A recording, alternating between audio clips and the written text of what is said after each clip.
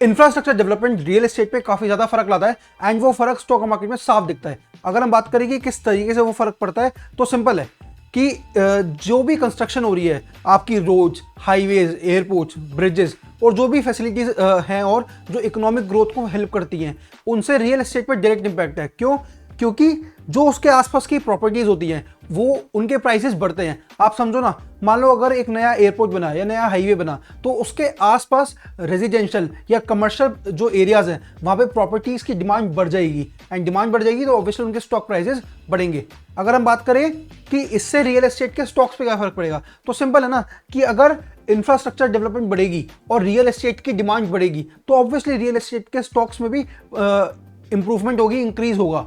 And जो भी investors, अगर आपको इन्वेस्टमेंट करनी है तो आपको अगर रियल एस्टेट में इन्वेस्ट करनी है तो आप ये देखो कि जिस प्रोजेक्ट में आप इन्वेस्टमेंट कर रहे हो उसके आसपास का इंफ्रास्ट्रक्चर आज कैसा है, और अगर आप लॉन्ग टर्म के इन्वेस्टमेंट कर रहे हो तो आप देखो कि लॉन्ग टर्म में कोई इस पे आसपास इंफ्रास्ट्रक्चर प्रोजेक्ट्स गवर्नमेंट के आ रहे हैं या नहीं आ रहे। अगर आ रहे हैं तो उस रियल एस्टेट के बढ़ने के चांसेस काफ़ी ज़्यादा है। लेकिन जब भी आप ये इवैल्यूएट कर रहे हो कुछ चैलेंजेस भी आते हैं। मतलब आप सिर्फ एक प्रोजेक्ट मान लो अगर होने वाला है तो सिर्फ उस एक प्रोजेक्ट से आप ये नहीं डिपेक्ट कर सकते कि लॉन्ग टर्म में या शॉर्ट टर्म में भी रियल एस्टेट में इंपैक्ट आएगा नहीं आएगा, क्योंकि सिर्फ एक प्रोजेक्ट इतना इंपैक्ट नहीं लेकर आता है। मान लो अगर पूरी अच्छे से डेवलपमेंट हो रही है, अच्छा अगर वो एक प्रोजेक्ट एयरपोर्ट का है तो ऑब्वियसली फर्क लेकर आएगा। लेकिन कोई एक छोटा प्रोजेक्ट मान लो एक रोड बन रही है, सिर्फ एक रोड बनने से इतना इंपैक्ट नहीं आएगा जितना एक एयरपोर्ट से आएगा। तो आपको ये देखना है कि वो एक्चुअल में इंपैक्ट लेकर आ पाएगा नहीं आ पाएगा।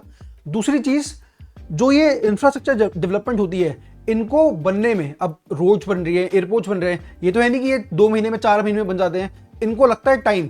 अब जरूरी नहीं है कि जब तक ये बने तब तक उस एरिया की डिमांड रहे, क्या पता कोई बेटर सॉल्यूशन आ जाए।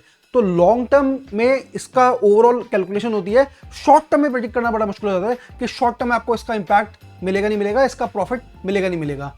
नाउ अगर हम मुंबई मेट्रो को ही देख लें तो मुंबई मेट्रो बन रही है, काफ़ी टाइम से बन रही है वैसे तो, लेकिन मुंबई मेट्रो बनने की वजह से जो आसपास के प्रॉपर्टी प्राइसेस हैं वो आपको पता है कितनी तेज़ी से बढ़े हैं। एंड जितनी भी रियल एस्टेट कंपनीज उन आसपास के प्रोजेक्ट्स में इन्वॉल्व थी उनके भी स्टॉक प्राइसेस आसमान छू रहे हैं, आपके सामने ही है ये तो क्लियरली एविडेंट है कि इंफ्रास्ट्रक्चर और रियल एस्टेट आपस में बहुत अच्छे तरीके से लिंक्ड है। एंड अगर आप अपनी इन्वेस्टमेंट डिसीजन ले रहे हो तो ये इंपैक्ट एनालिसिस आपके लिए काफ़ी हेल्पफुल हो सकता है, क्योंकि अल्टीमेटली जैसे मैंने कहा कि रियल एस्टेट और इंफ्रास्ट्रक्चर क्लियरली इंटरलिंक्ड है।